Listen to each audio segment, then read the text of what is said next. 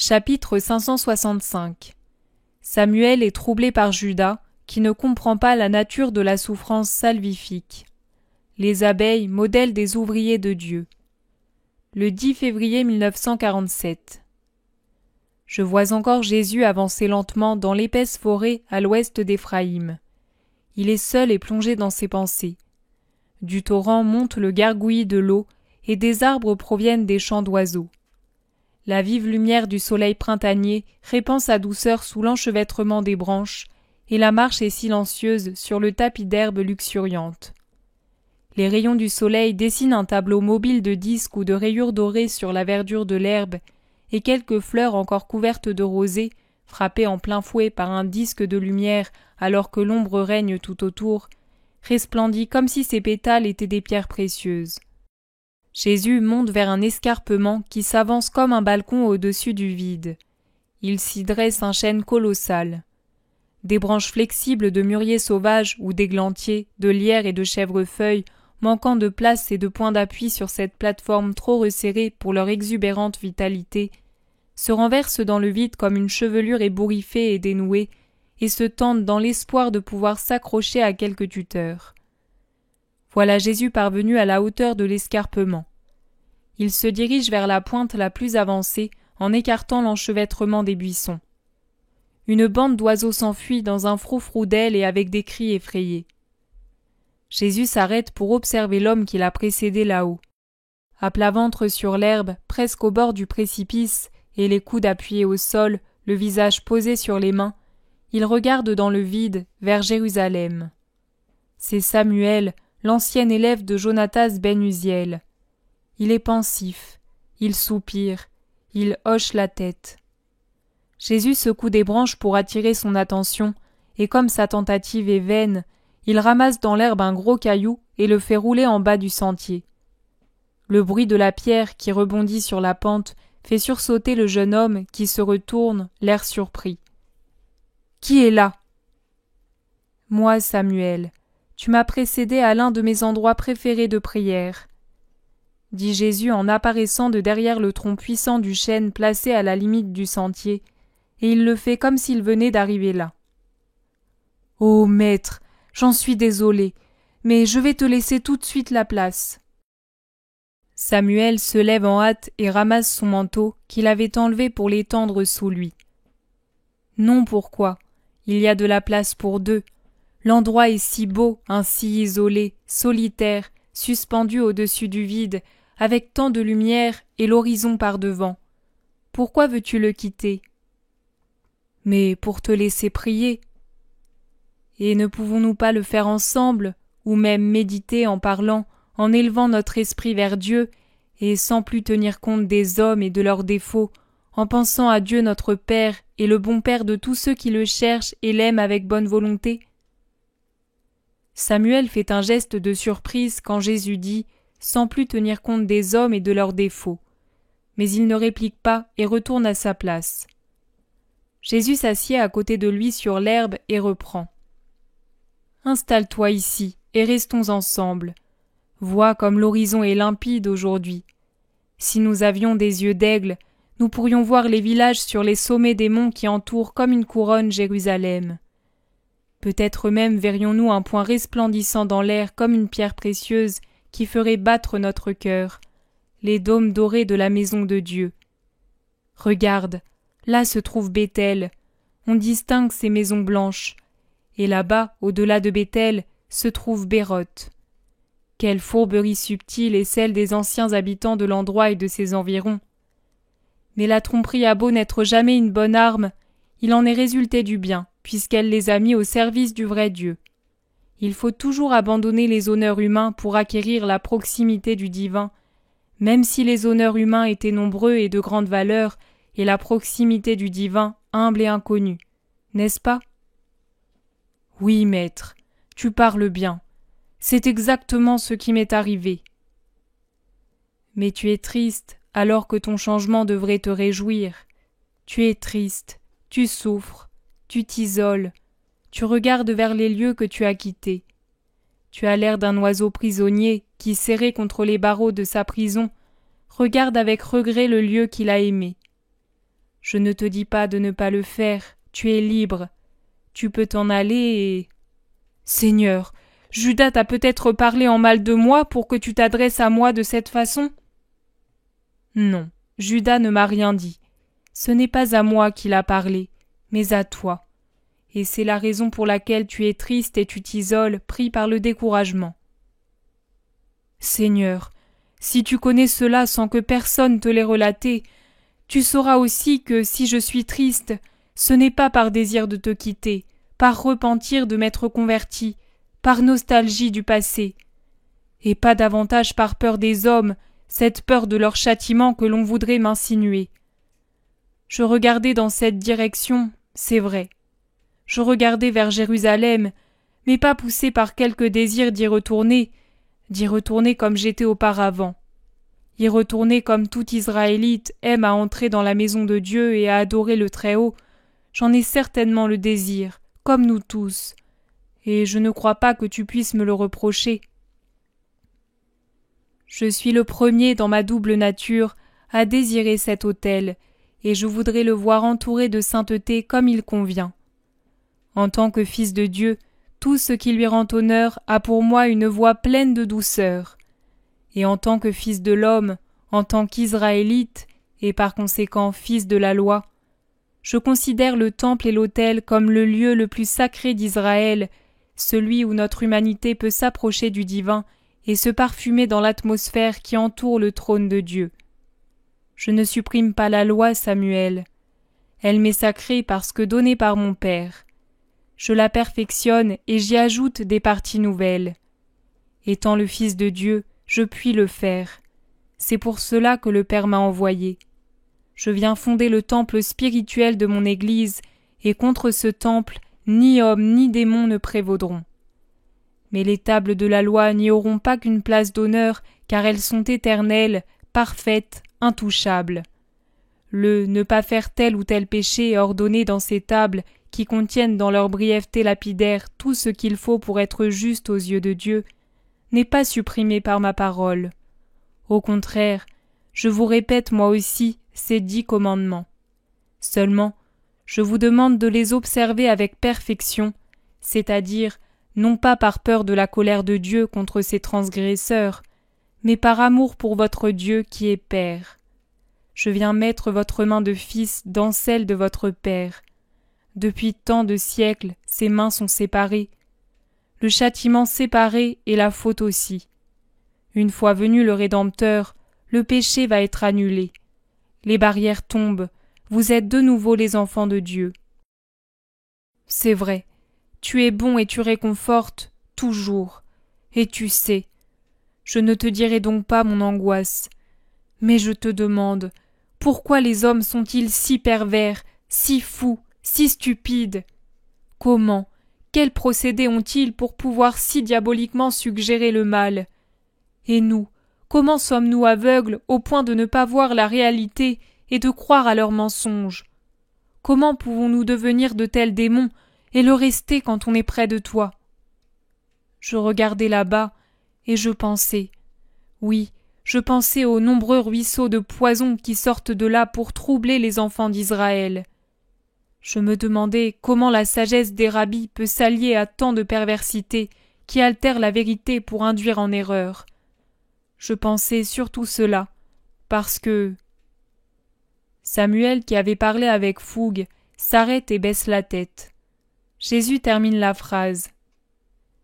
Parce que Judas, mon apôtre, est ce qu'il est. Il me peine, moi, mais aussi ceux qui m'entourent ou viennent à moi, comme tu es venu. Je le sais. Judas essaie de t'éloigner d'ici et t'adresse des insinuations et des railleries. Et pas qu'à moi. Oui, il a empoisonné ma joie d'être entré dans la justice. Il me l'empoisonne avec un tel art que je pense être ici comme un traître pour toi et pour moi. Pour moi, parce que j'ai l'illusion d'être meilleur, alors que je serai cause de ta ruine. En effet, je ne me connais pas encore, et je pourrais, en rencontrant ceux du temple, renoncer à ma résolution et être...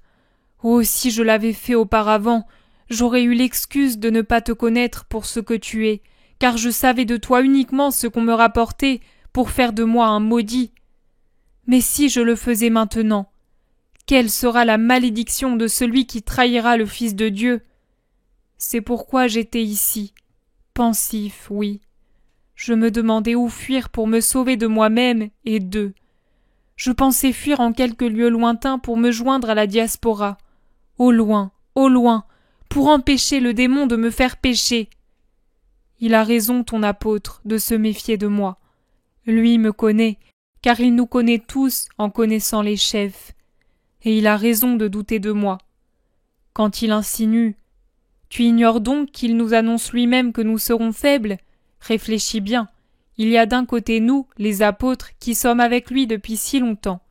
De l'autre côté, toi, empoisonné comme tu l'es par le vieil Israël, qui vient juste d'arriver, et cela à un moment qui nous fait trembler. Tu crois avoir la force de te garder juste? Il a raison de dire cela. L'homme découragé baisse la tête. Que d'accablements les fils de l'homme savent se causer. En vérité, Satan sait se servir de cette tendance pour les terroriser tout à fait et les séparer de la joie qui vient à leur rencontre pour les sauver.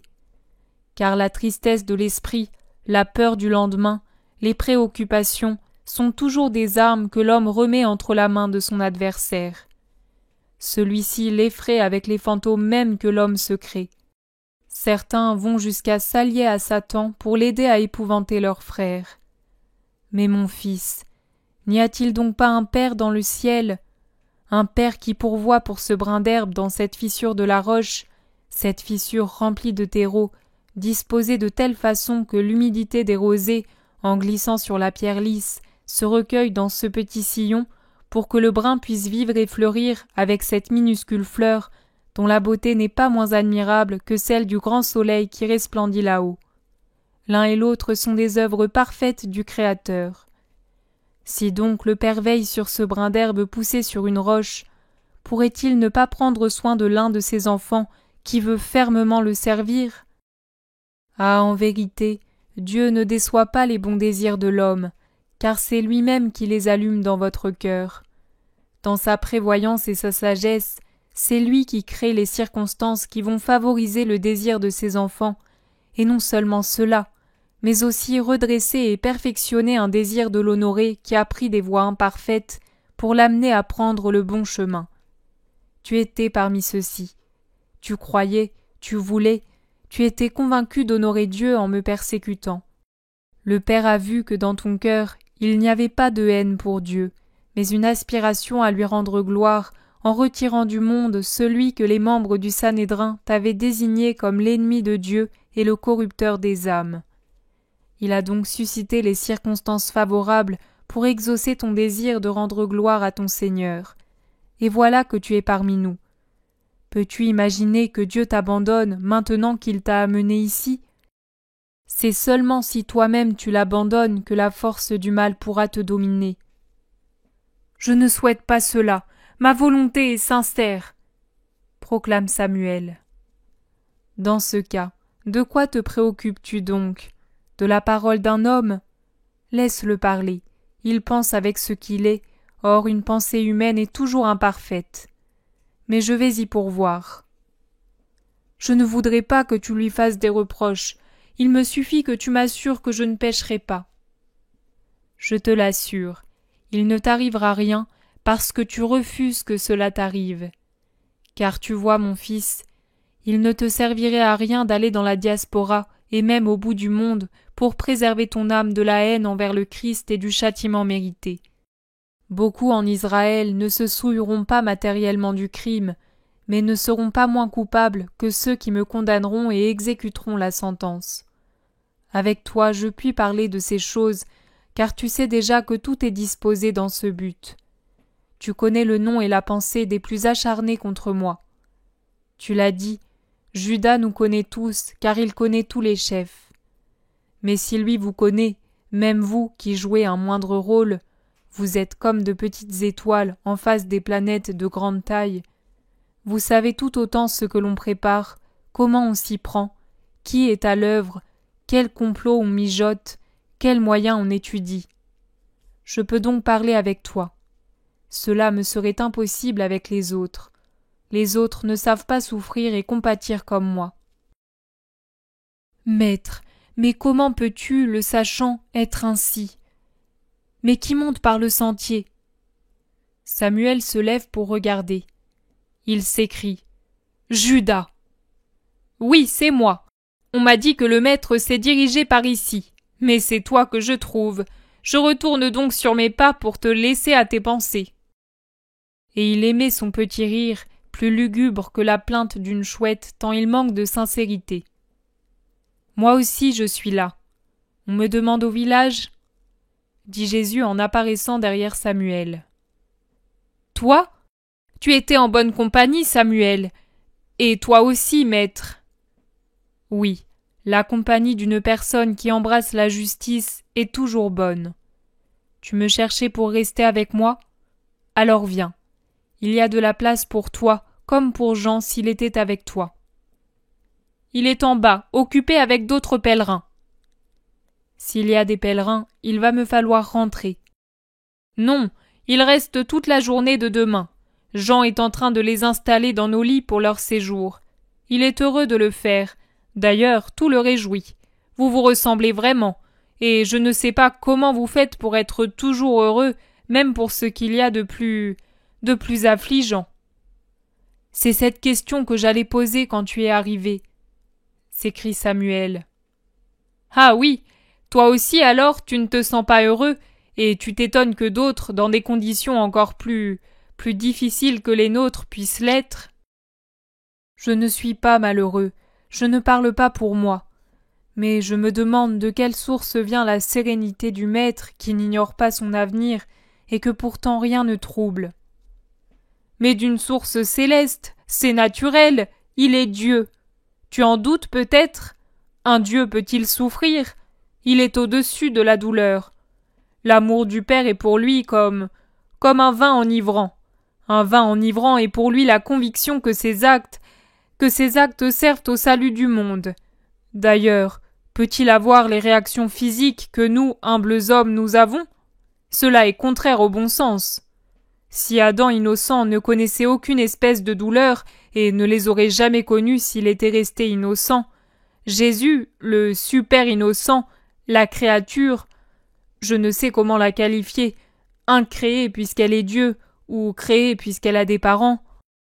Oh, que de questions insolubles pour les hommes à venir, mon maître!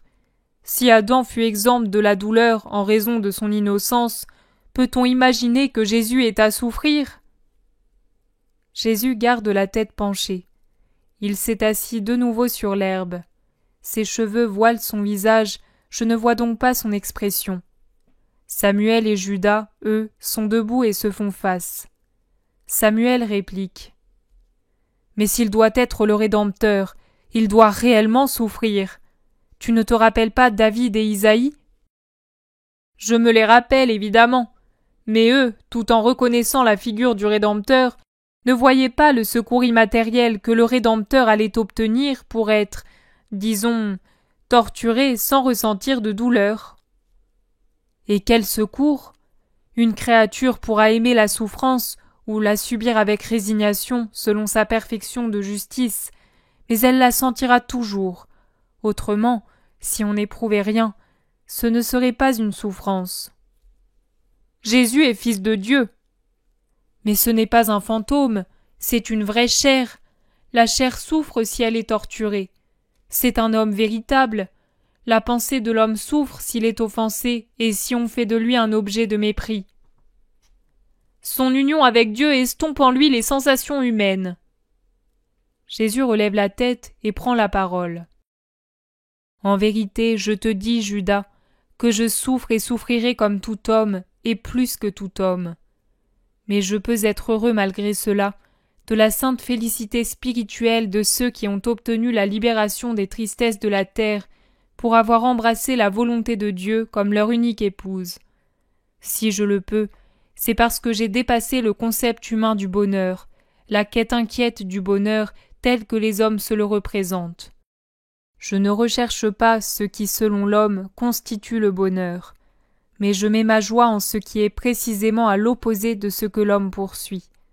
ce que l'homme fuit et méprise parce qu'il le considère comme un fardeau et un mal, représente pour moi ce qu'il y a de plus doux.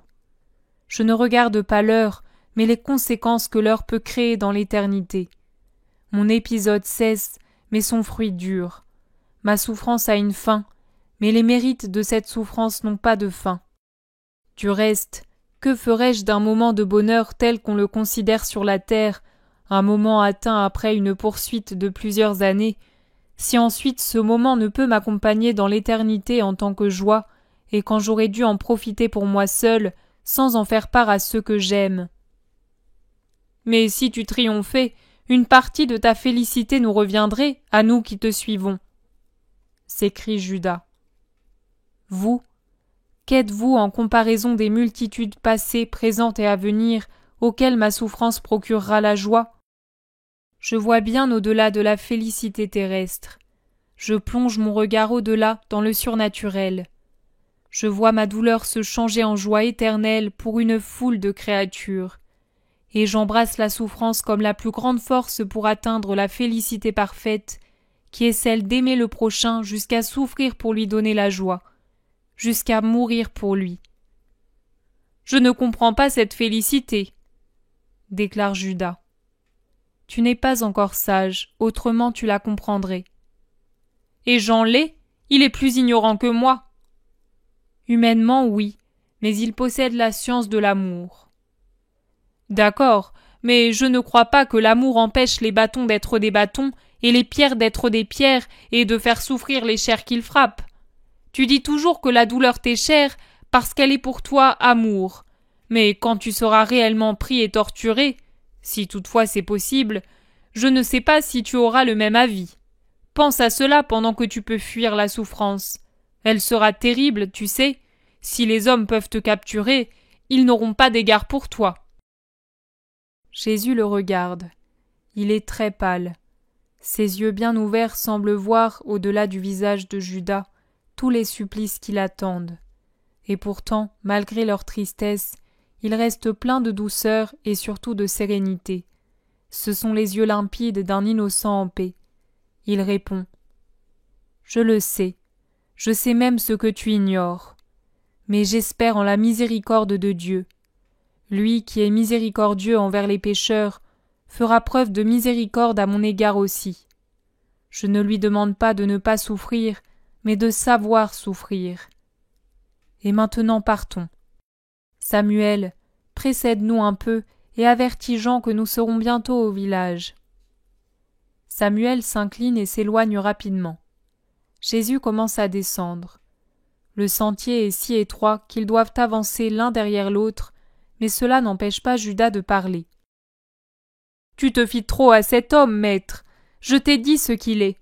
Des disciples de Jonatas, c'est le plus exalté et le plus facile à rendre exalté. De toute façon, maintenant c'est trop tard. Tu t'es livré entre ses mains. C'est un espion près de toi. Et toi, qui plus d'une fois, et les autres plus que toi, avez pensé que moi j'en étais un. Moi, je ne suis pas un espion. » Jésus s'arrête et se retourne. La douleur et la majesté se fondent dans son visage et dans son regard qui dévisage l'apôtre. Il dit « Non, tu n'es pas un espion, tu es un démon. Tu as dérobé au serpent sa prérogative de séduire et de tromper pour détacher de Dieu.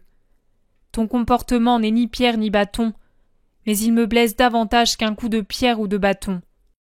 Ah, rien ne contribuera autant à mon atroce souffrance que ton comportement pour faire subir le martyre au martyr. » Jésus se couvre le visage de ses mains, comme pour se cacher l'horreur, puis descend au pas de course le sentier. Judas crie derrière lui. « Maître! Maître! Pourquoi me fais-tu de la peine?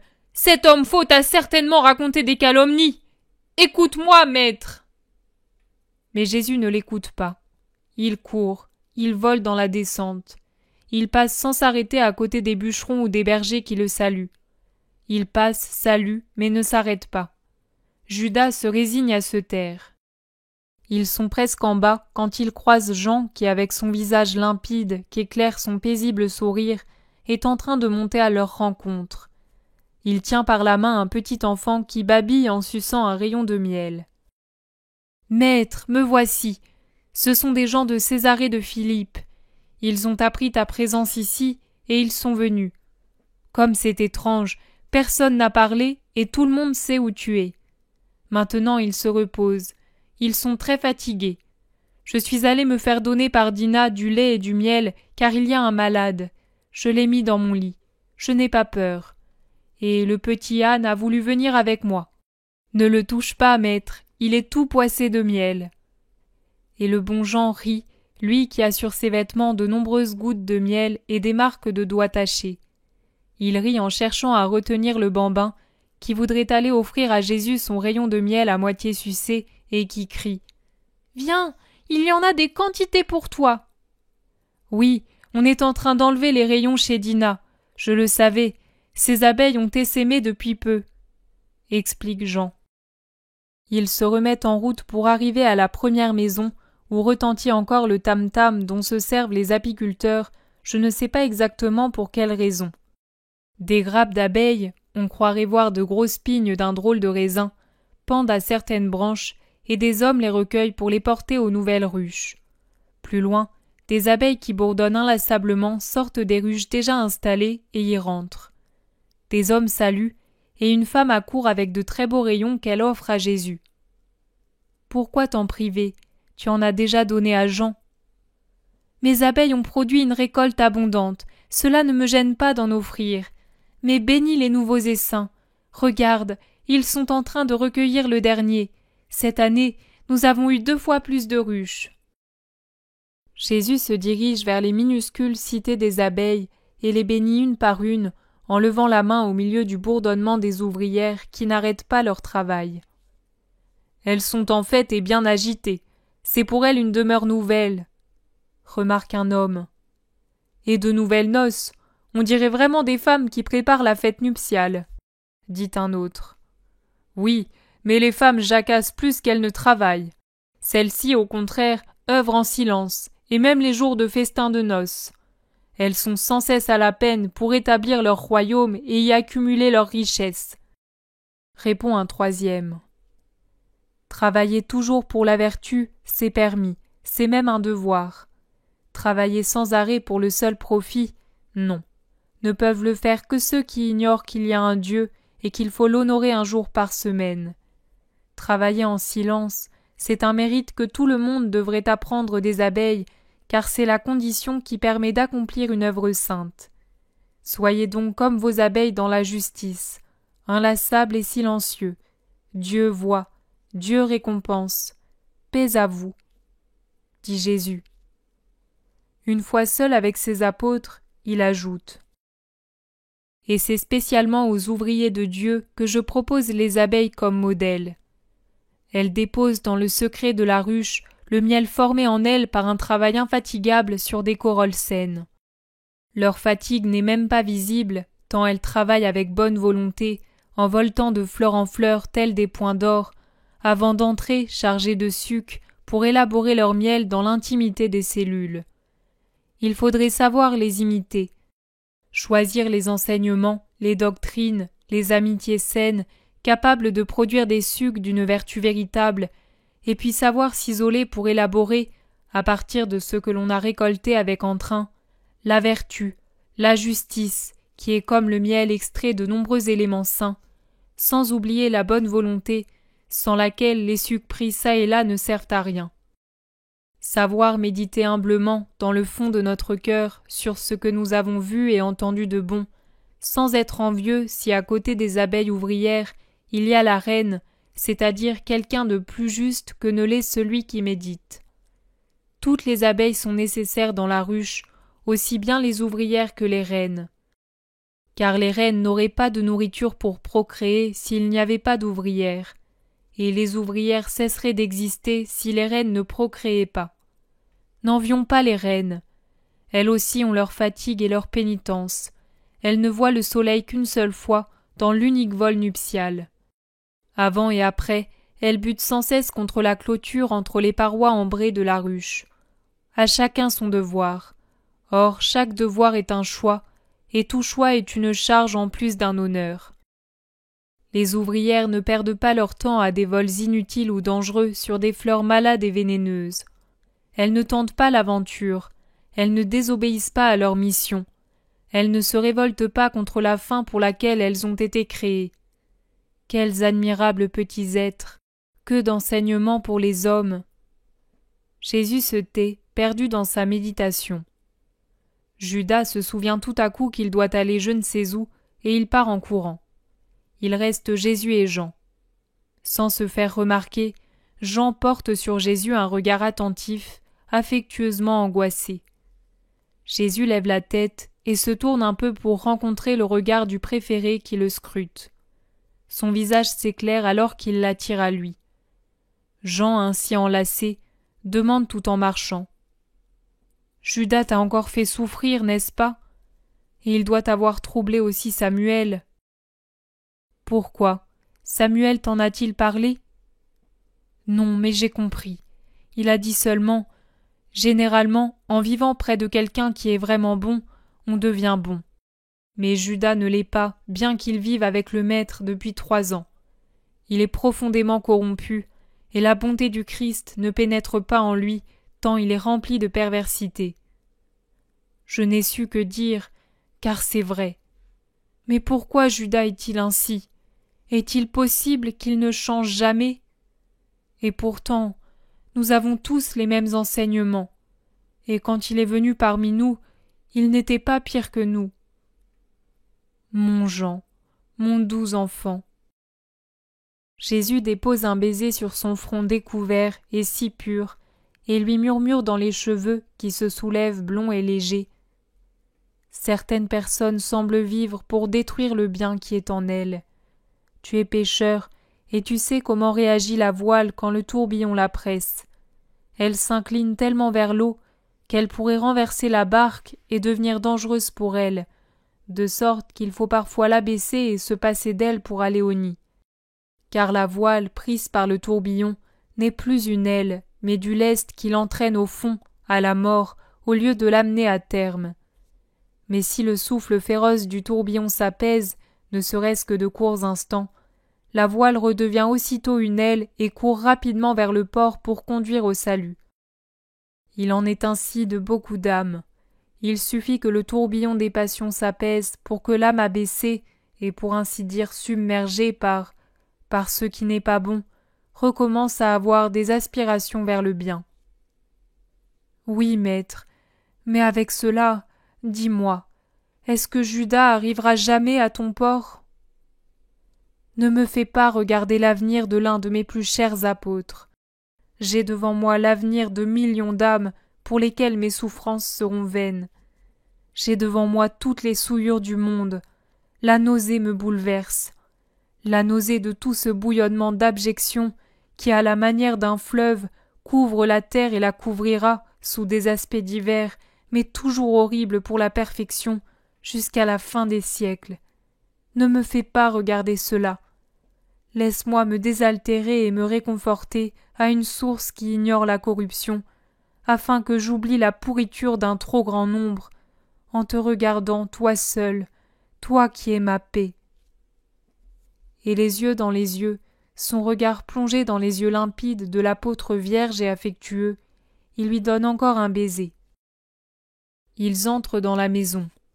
Dans la cuisine se trouve Samuel, qui casse du bois pour épargner à la vieille Marie la fatigue d'allumer le feu. Jésus s'adresse à la femme. « Les pèlerins dorment-ils » ? « Je crois que oui. Je n'entends aucun bruit. Je vais maintenant porter de l'eau à leur monture. Elles sont sous le hangar. »« Je m'en charge, mère. Va plutôt chez Rachel. Elle m'a promis du fromage frais. Dis-lui que je la paierai le jour du sabbat. » dit Jean en empoignant les 2 récipients pleins d'eau. Resté seul avec Samuel, Jésus s'approche de l'homme qui, penché sur le feu, souffle pour allumer la flamme, et il lui pose la main sur l'épaule. « Judas nous a interrompus là-haut. Je veux te dire que je t'enverrai avec les apôtres le lendemain du sabbat. Peut-être préfères-tu cela. »« Merci, maître.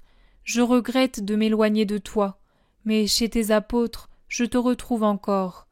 Effectivement, J'aime mieux rester loin de Judas. Je n'osais pas te le demander. Parfait, c'est décidé. Et comme moi, aie pitié de lui. N'en parle ni à Pierre ni à qui que ce soit d'autre. Je sais me taire, maître.